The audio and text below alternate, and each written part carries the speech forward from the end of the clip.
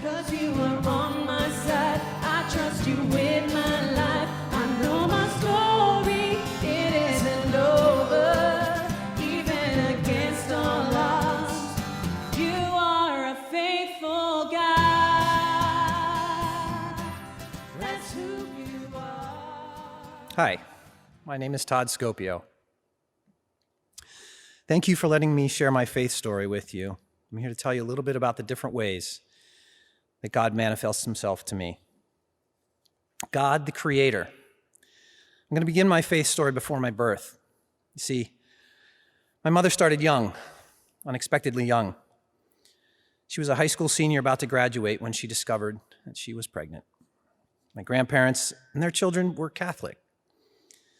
Getting pregnant out of wedlock was a sin. My grandfather, quite the devout Catholic, proceeded to kick her out of the house, which was in a small town in central Pennsylvania, about 100 miles east of Pittsburgh. There she was, a scared teenager, pregnant from a guy that didn't look all that promising.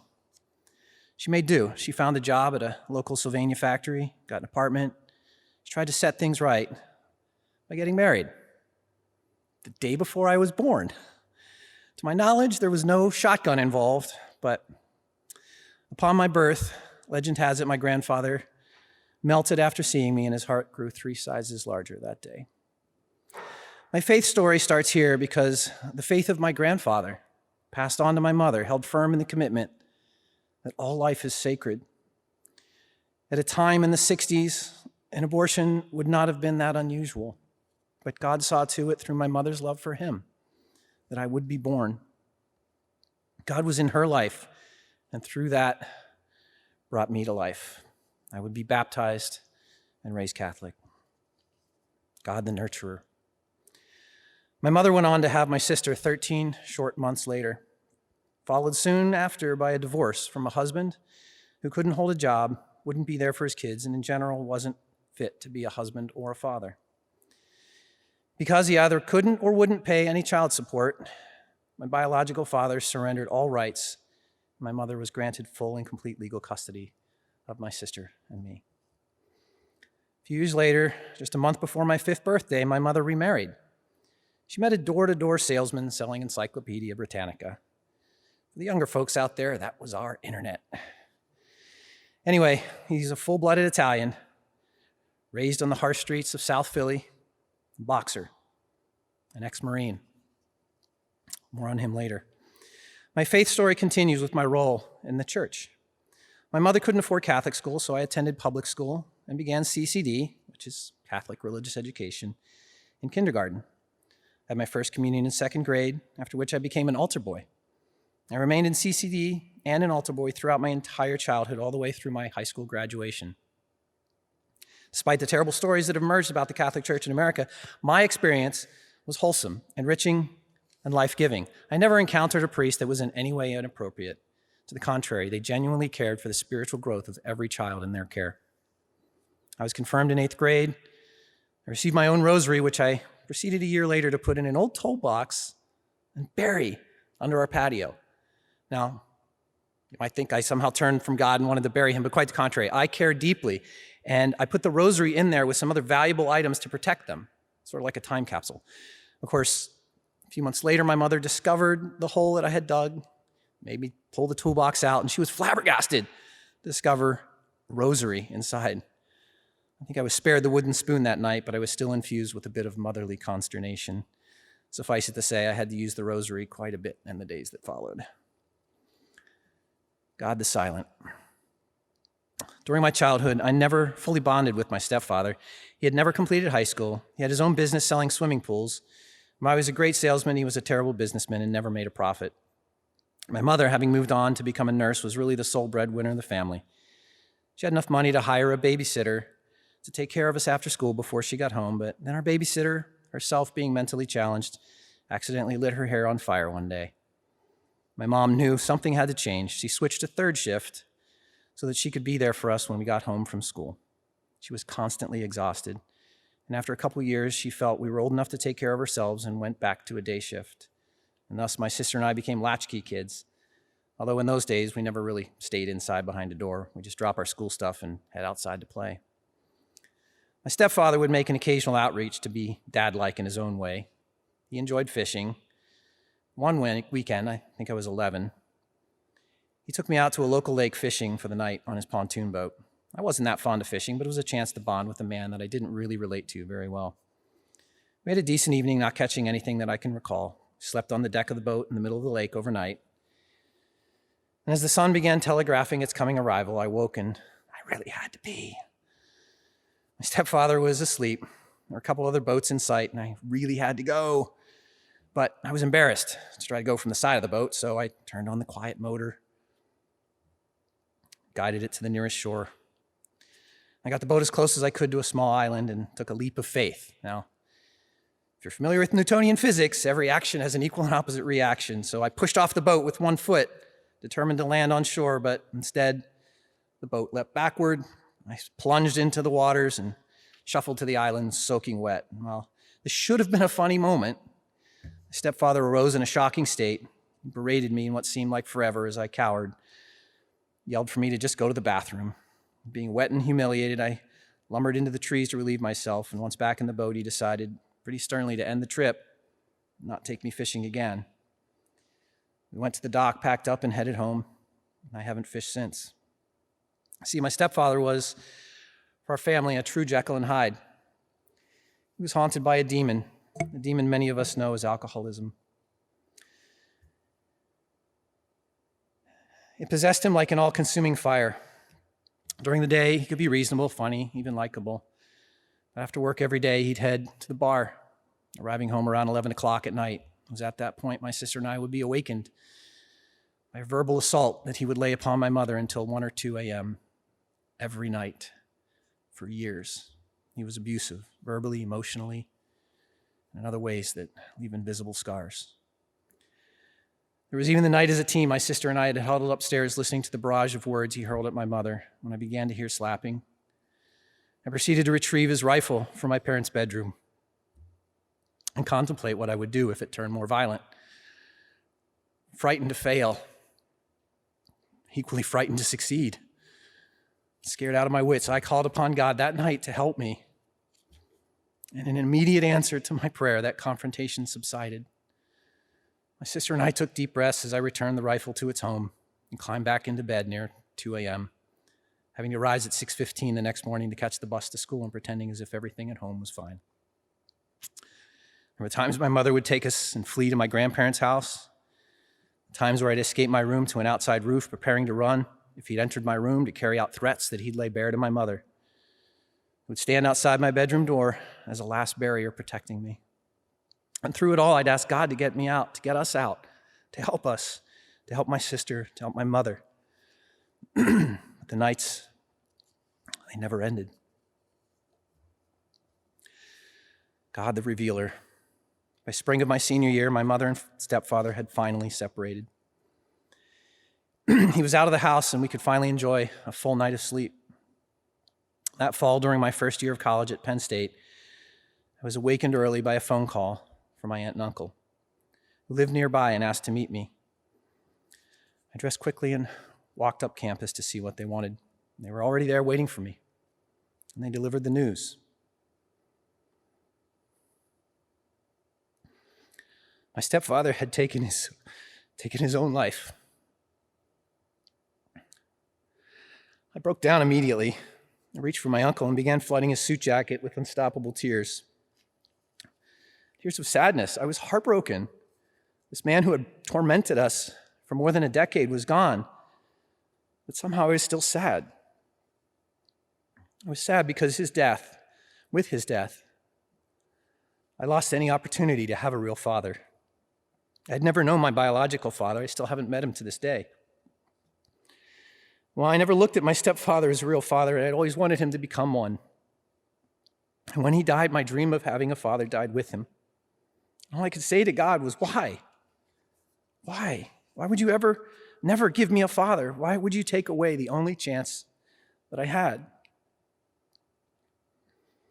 I continued in my faith through those precarious college years, attending either my home church or with my aunt and uncle near college. And upon finishing college, I fled. I fled from the gray, dingy town I felt had no future.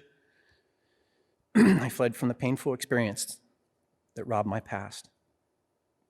I packed my car and drove as far as I could before drowning, stopping when I reached the land of golden dreams in Los Angeles.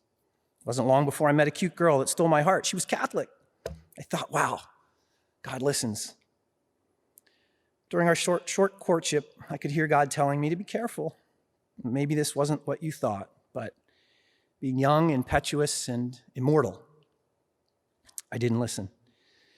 2 months after our first date, at the ripe young ages of 21 and 19, we eloped to Las Vegas. Wanting to be faithful to God, we married in a Catholic ceremony a year later. We went on to have 2 children, 2 amazing, beautiful boys that continue to grace my life. When they were born, all I could think of was, how can I be a father to them? What's a real dad like? I didn't have any role models of what a father was supposed to be like, so I made it up. I envisioned what a good father looked like and tried to do my best. I played with them, I read to them, I taught them to play sports, I tried my best to guide them in school.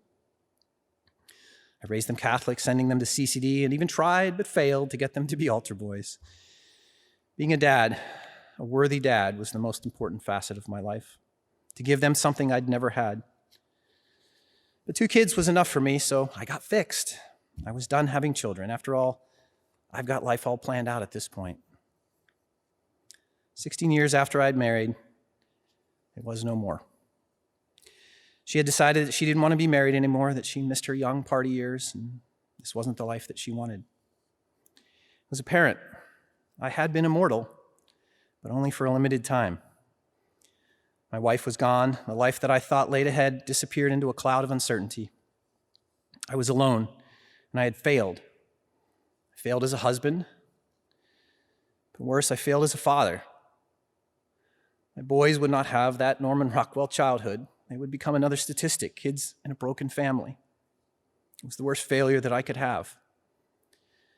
Night after night, I'd break down crying, and again, it was why? Why, God? Why me? My hands and knees yelling out loud, God, why? My boy's childhood is ruined. Why? I felt utterly and completely helpless.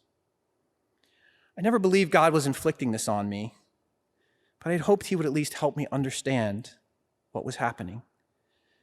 At the time, it felt like those prayers were falling on deaf ears, and I called out to God, but I never heard anything back. How to move on. I tried settling into a new normal. I had primary custody of my boys. I continued attending Mass, and I eventually reached that point of acceptance where you realize that life is going to be different. That it wasn't what your immortal self thought you could plan it out to be. I began simply to trust God, that he knew better than I did. God the Redeemer. At some point, I started looking to date again. I knew I didn't want to walk alone on this journey and that I wanted to share it with another. I tried online dating for a while, but it went nowhere. I was done. I sat in front of my computer one night and said, that's it, one last shot, and I'm quitting this online dating thing. Came across a profile of this girl who expressed her desire to find out where God was taking her, where he would lead her on her journey. Interesting, I thought. So I winked at her, but she's cute. I wouldn't meet her standards. Whatever. I shut my computer down and figured, well, I'm done with this thing. Genuinely, completely done. To my surprise, I got a response. Email, but see, in my profile, when it came to religion, I said Catholic, Christian, maybe spiritual. Her first message to me was, why spiritual? I wish I still had my response, but whatever it was, it landed. We had emailed back and forth for a few weeks before deciding to trade phone numbers and actually speak. I would soon ask her out on her first date. I wanted to make an impression, so I took her to Disneyland on our first date. We shared an awkward kiss under the fireworks of Fantasmic. We even ended up getting an entire boat to ourselves in Pirates of the Caribbean. I thought I was the shizzle, right? Turns out this girl has no affinity for Disney whatsoever. I think she was just letting me be me and was probably gritting her teeth the whole time in the park. On the drive home, I was incredulous when I asked her, how are you not married already? And after dropping her back off at her house, I went home singing her name, Sarah. God, had you answered another prayer, but maybe for real this time? Do I trust you? But I was filled with self-doubt. How could a beautiful young woman possibly want to be with a divorced man who already had 2 kids? Get real, Todd. This can't go very far. But if it did, I'd do it right this time. I promise you, God, if you have faith in me, I will do better. Fast forward 21 months, and I find myself standing at an altar in the high Sierras alongside a creek and a pond, flowers blooming, butterflies dancing about, and marrying this amazing woman with my mother, my sister, and my boys sitting right up front. And in his infinite glory, I felt the presence of God there, not just in the front row, but surrounding all of us that day. See, it was not only the beginning of a new relationship in marriage, but a new relationship with Jesus Christ. Sarah was a devout Christian, but she wasn't Catholic. She was raised in a Bible church, went to a Christian college, and attended a Brethren church. We were going to get married, which meant we were going to have to reconcile our different faiths. Neither of us could imagine being married, but practicing different faiths. I didn't want to be some non-denominational, non-liturgical churchgoer devoid of a seasonal calendar. She didn't want to be Catholic with Mary and the saints and the Pope and all that. But we both came to realize that we'd have to meet somewhere in the middle. Having been a Catholic my whole life, the thought of becoming a Protestant was scary. Felt like if I betrayed the church, I would be betraying God. See, the Catholic church I grew up in was not the Catholic church that you read of in the Reformation era. There were no indulgences, there was no government control, they didn't speak in Latin. They defined my worldview, that we are all God's creation, that our world is broken, and that Jesus was his son who came to save us from death. As it turns out, Sarah had that same worldview. Our practices were different, but deep down our faiths were not. We could do this. I still had to come to peace with leaving Catholicism. It was a struggle. A childhood family friend had grown up to become a priest. And on a visit back to Pennsylvania late in our courtship, I met with him to have a candid, honest, and frank discussion. Obviously, he didn't want me to leave the Catholic faith, but above all, he stressed the importance of loving, honoring, and obeying God. And then I had to talk to my mom. What would she say? Well, as long as you believe in God, she said, do what you feel is best. Thanks, Mom. So we set off together. Sarah and I searched for a place where God spoke to both of us, where we felt part of a community and where we could both grow in our faith with Jesus Christ leading the way. We joined an amazing Presbyterian church after we had married. God the faithful. Now, before I decided to ask Sarah for a hand in marriage, I knew I had a tough decision. My boys were about 12 and 13. Sarah was a little younger and wanted to raise her own family. She was willing to become a stepmother, but she wanted to have children of her own. I didn't know that I could. I didn't even know if I wanted to. I had many conversations with God, big guy upstairs, asking him, which path should I take? He'd say, well, Todd, do you want a life of self-determination, answer to nobody, retire early, you're immortal, in loneliness and emptiness? Or one of raising kids again, never getting to be an independent adult, working until you're 70, but in a house filled with life, filled with love, and filled with me? Well, God, when you put it that way, I'll take life and love any day. After a few years of marriage, Sarah and I decided it was time to start that growing family with kids of our own. I got unfixed. You can do that. But it wasn't happening. We were struggling to conceive. And after consulting the doctors, we decided to try IVF. We made a promise to God. If you give us the opportunity, we will give every possible child a chance for life. It took several tries until we reached the last of the good embryos. And through the grace of God, our fighter, baby Sienna, took hold. She was the one that made it. And I became a dad again, this time to my first daughter. I cried all the way home from the hospital. She was a miracle. Now, as we were trying to balance having a new baby with boys in high school, God thought, hey, I'm going to have some fun. 4 months later, he said, here you go, and surprised us when Sarah became pregnant again, naturally. And she gave birth to our son, a ray of light that we named Luke. He was a miracle. One thing led to another, and we found ourselves a few years later here in Valencia. We bought a new house that had bedrooms for 3 kids. We had a jungle gym for kids with a swing set that came with 3 swings. And there were still some embryos left from our IVF treatment, so we made a promise to God. We knew in our hearts that we owed them a chance of life. We read all the signs that God was giving us. We underwent another procedure, but unfortunately it ended with no babies. We were done, but God wasn't. He had opened a door in our hearts that we couldn't seem to close. We knew we needed a 3rd child, so we decided to try on our own. Sarah was approaching 40, and I was getting nervous about her age and complications that could arise. In my selfish way, I said we could try for that 3rd child, but only until she reached 40. At that point, I'd be too scared to try any further.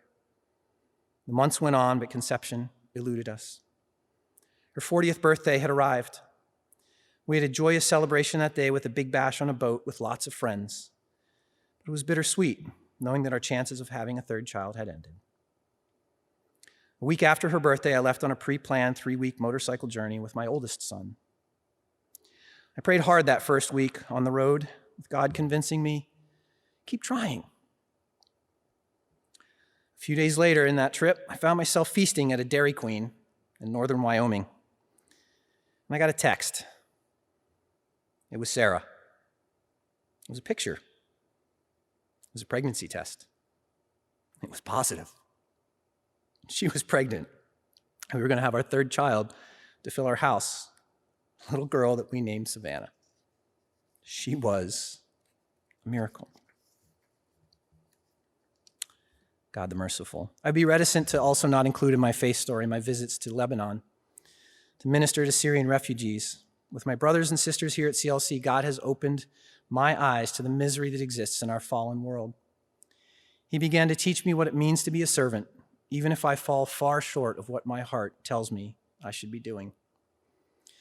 But it is often in misery, whether our own or others, that we look to God to ask for his grace and comfort. Thanks for bearing with me. This journey's been long. But you see, for me, it's only halfway there. God still has much more ahead for me. He's got a lot more to show me, and I'm excited about that. Through this journey of mine, I've always been saddened by the fact that I never knew my real father, or that I never really had a father, that I never had a role model in order to become a father. But as it turns out, I have. I've always had a father. God is my father. He's always been there, and he always will be there. One day, in due time, not too soon, I'll meet him. And I wonder what it'll be like to meet my real father in person. Thank you.